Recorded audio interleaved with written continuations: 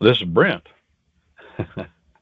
Brent Allan Winters, commonlawyer.com, www.commonlawyer.com, coming to you, coming at you from the remote hinterlands of the Wabash River Valley, where the hogs, the frogs, and the dogs keep up a racket all night long. This is a Common Lawyer Comments. We've been talking about Kinsism. That quickly leads to accusations of racism. If you say, well, I believe and I like to be around my own kin.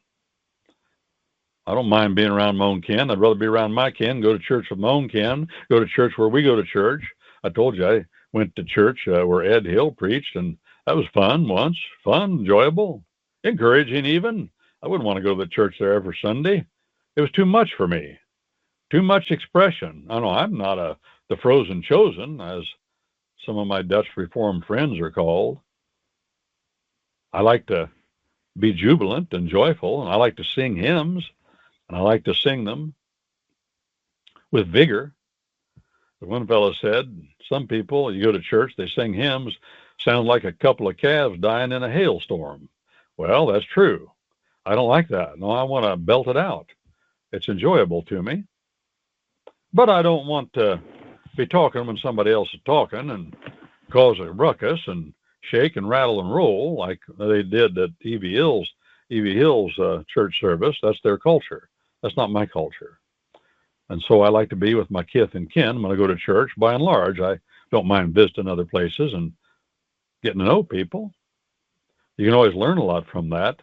But the kinsism discussion, the ism has a negative connotation. I just say, whatever it is, I like to be with my own kin. Of course, I'm loyal to them.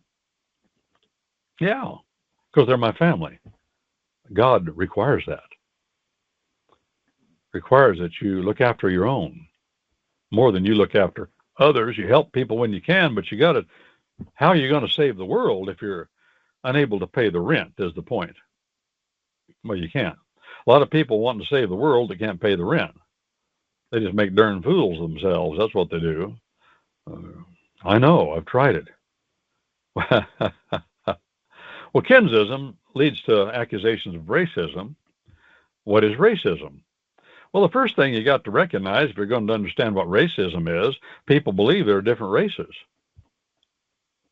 They say, well, I've heard people say this when I was growing up. Well, there are three major races. They were fathered by the three sons of Noah. Noah was the second father of the Adam's race. Therefore, the three sons of Noah populated the whole world. And you can go to Genesis chapter 10, the table of nations, they call it, and you can see which parts of the world, who populated what. I've taught through that, and it's astounding what we can know just looking at the names and attaching those names to present day world.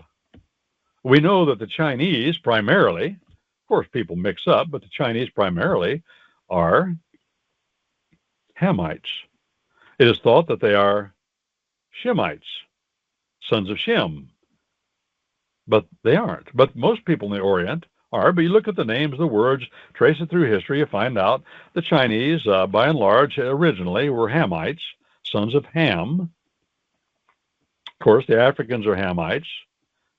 They say, wait a minute, the Chinese are not black. How could they be Hamites?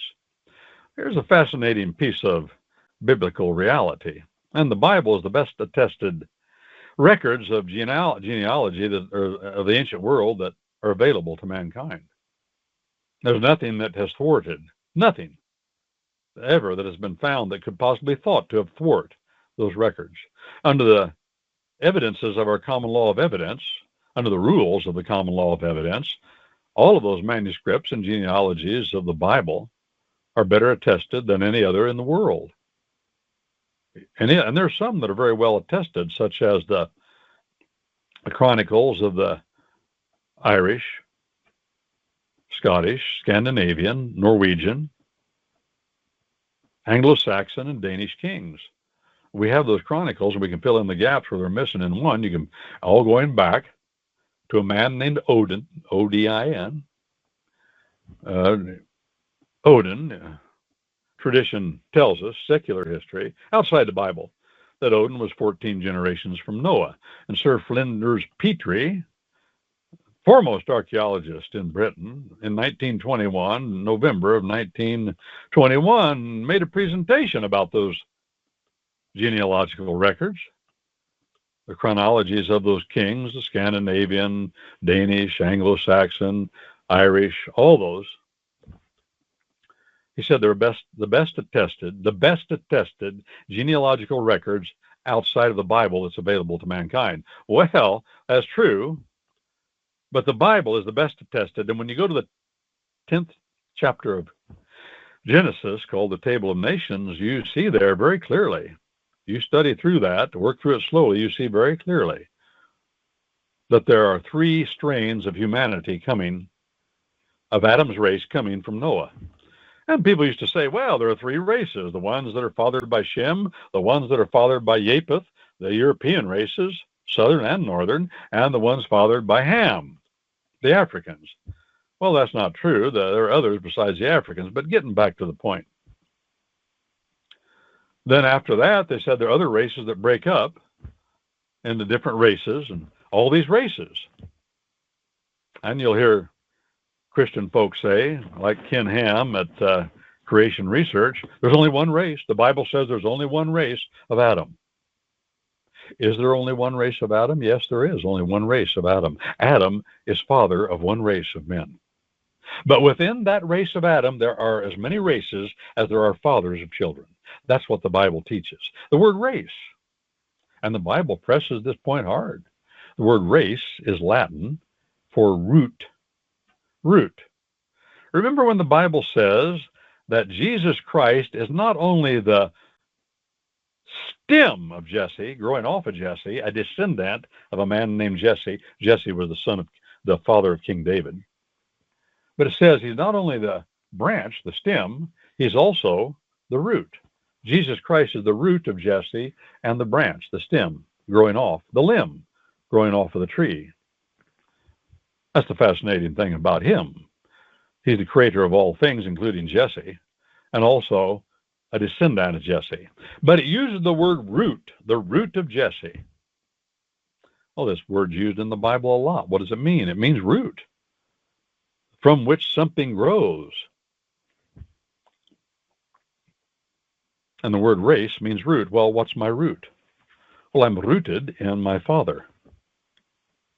And he is rooted in his father, and I'm a product of that root of my grandfather, and a product of the roots of my great-grandfathers, and on back it goes.